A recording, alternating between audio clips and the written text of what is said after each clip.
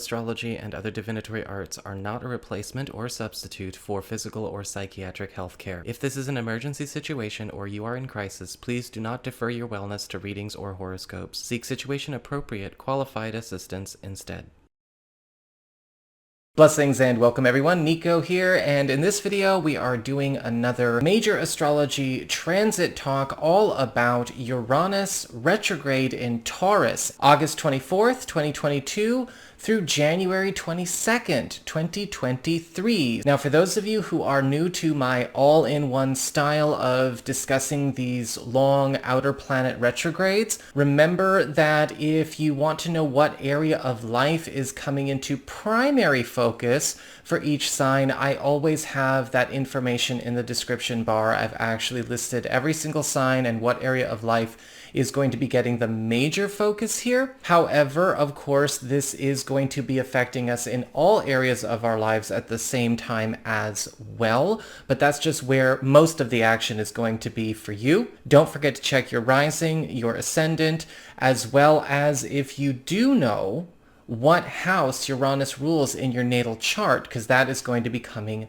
secondary. If you ever want to get a session with me, you can go on ahead to my website. It's integrativemysticism.com, and you can follow the links in the down bar below.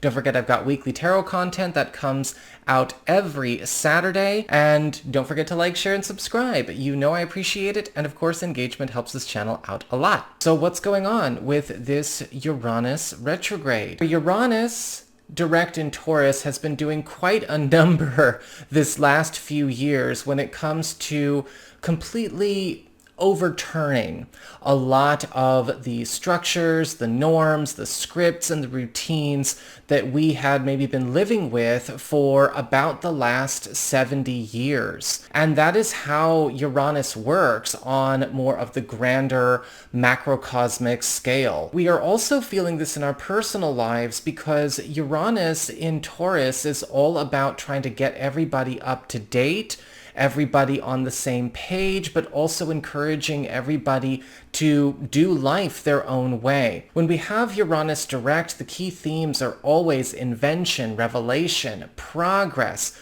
randomness, freedom, spontaneity, and rebellion. And so with Uranus in Taurus, it's kind of like we've been going through this period of, okay, what rules, what standards, what structures, what traditions, what scripts, what agreements are actually antithetical to our evolution, that are actually hurting us, holding us back, keeping us in tight little boxes, or keeping us on a hamster wheel. And so it's been both very positive, but also very challenging at the same time, because a lot of those structures and a lot of those scripts and routines also provided that very strong Taurus sense of security. Taurus is all about stability, structure, longevity, comfort, security, sensuality, and to a certain degree our health and resources as well. So it's been quite a storm this last few years. However, when we have Uranus go retrograde, we do get a nice break from the storm and also release any kind of unstable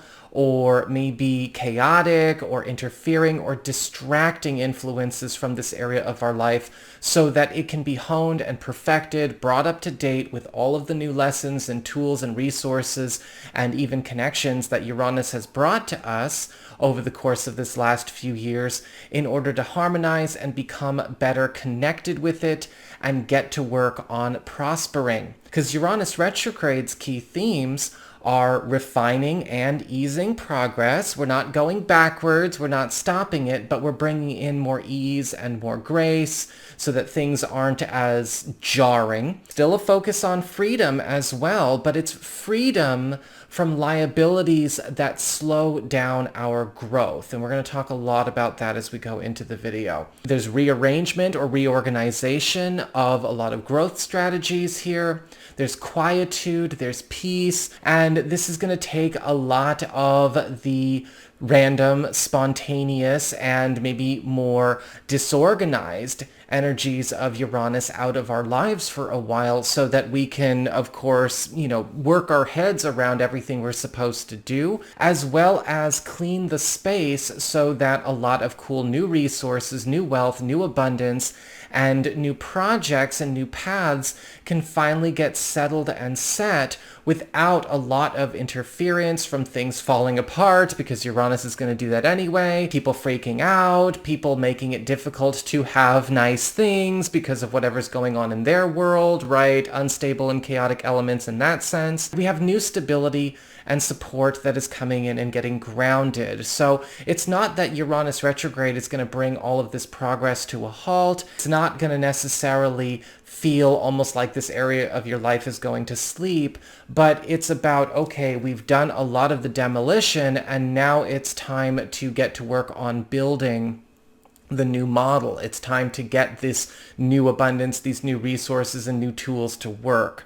There are advantages and disadvantages with all outermost planet retrogrades, such as Saturn, Uranus, Neptune, and Pluto. They're not like inner retrogrades where they tend to be more polarized. And so, we're going to talk a little bit about some of the chief advantages and challenges that we're all going to be going through right now. Advantage number one, we've got plans and intentions that maybe are more sensitive or delicate, are now safe to have their shot, are safer to come forth into being, because a lot of the interference, right, that comes from instability or unstable people or shaky structures and things like that, it's going away. It's kind of quieted down.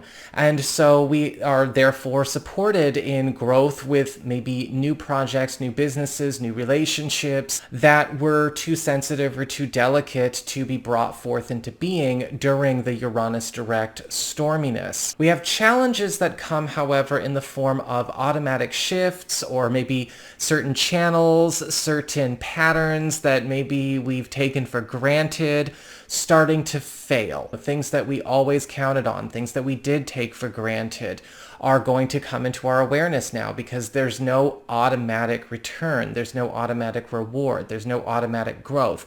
We need to get our head in the game and realize that with Uranus retrograde, the environment isn't guiding us as much as it used to, with all of the external opportunities for us to simply react to. We do need to be able to get our head in the game a new way. Advantage number two, chaotic, interfering, and distracting influences also lose their steam.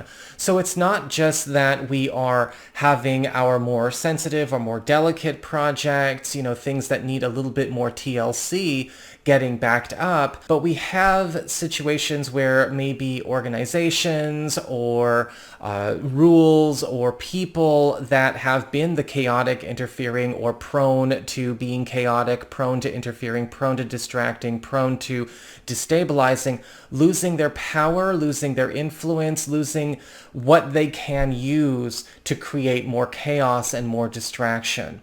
We have the challenge, however, that comes from things that won't get better or choose not to get better or get smarter or evolve are getting displaced and moving out. While that is on paper a good thing, this can and probably will for a lot of people, a lot of workforces, a lot of teams, a lot of commitments, create trouble for interconnected and interdependent situations where that kind of chaos or that kind of contentedness or that kind of instability has been a norm. We have the advantage, however, of also healing or fixing things that were maybe hurt, damaged, or delayed by unstable or chaotic influences, which includes reversing that was the harm that may have been done because of, say, blow-ups, maybe people acting out, things getting quashed, things getting derailed, or maybe even good things that never really had a chance to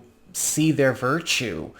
Things that we could only do because we had to steal time for it. We had to make sure that we could only do it over here because this situation is a nice thing, but we can't have nice things because the boss or this family member or this person, just by the nature of their own influence is very oppressive. So things that ultimately have not been able to see their virtue or see their highest potential just based on environmental chaos or environmental oppression are also going to have their day, and anything that was maybe holding them back or cost them or damaged them in the past is also going to be going through a big reversal, which is beautiful. However, when we go through that, that can then also create some of that Uranus rebellion energy. However, it's not necessarily a bad rebellion energy. It's just something that might create conflict here and there,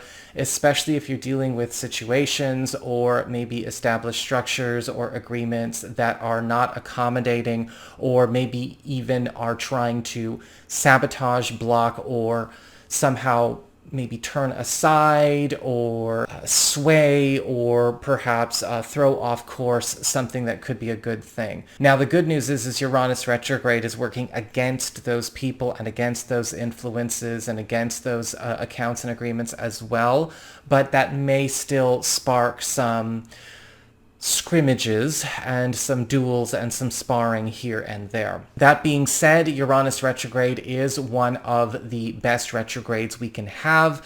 This is one of the transits where a lot of people get to still breathe a sigh of relief, especially in situations that have been very difficult to try and bring forth into being, or have the money or the time for, or the peace for, especially this last 8 to 9 months. Uranus retrograde is now helping to reorganize this world and this space for you so you can. So that is what I've got for you all. I hope you enjoyed it. Don't forget to like, share, and subscribe. I appreciate it. And of course, engagement helps this channel out a lot, so leave a comment in the down bar below. And if you ever want to get a session with me, you can go on ahead to my website. It's integrativemysticism.com.